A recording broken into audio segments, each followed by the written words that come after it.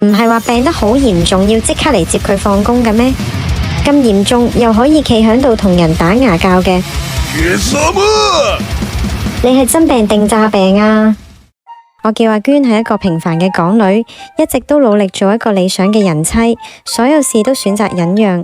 10年過去，我嘅情緒已經去到臨界點。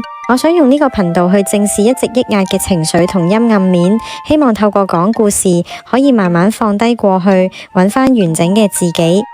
多謝你陪我踏上呢段釋放情緒嘅旅程。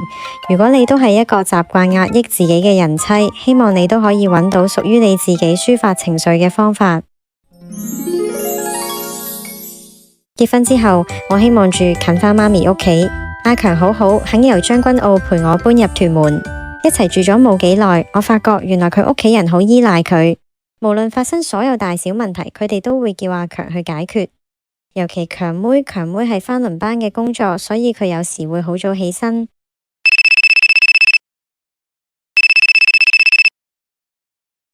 喂，阿哥，屋企廁所漏水啊！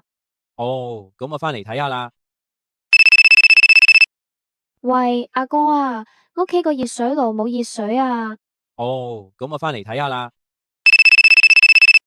喂，阿哥啊，個微波爐壞咗啊！哦，咁我去買個返嚟啊。每次佢哋打嚟話壞呢樣壞嗰樣，要整呢樣整嗰樣之後，阿強都會喺我面前發脾氣話好煩。但無論阿強有幾忙幾躁都好，佢都會照樣即時處理佢哋嘅問題。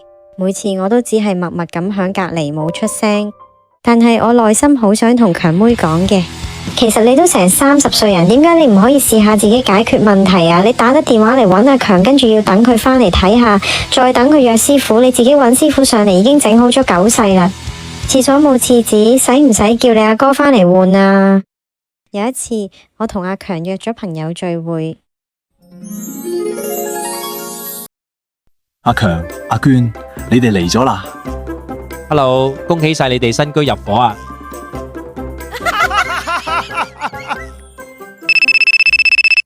喂，阿強啊，你而家即刻返嚟車我，同我一齊去接阿妹放工啊！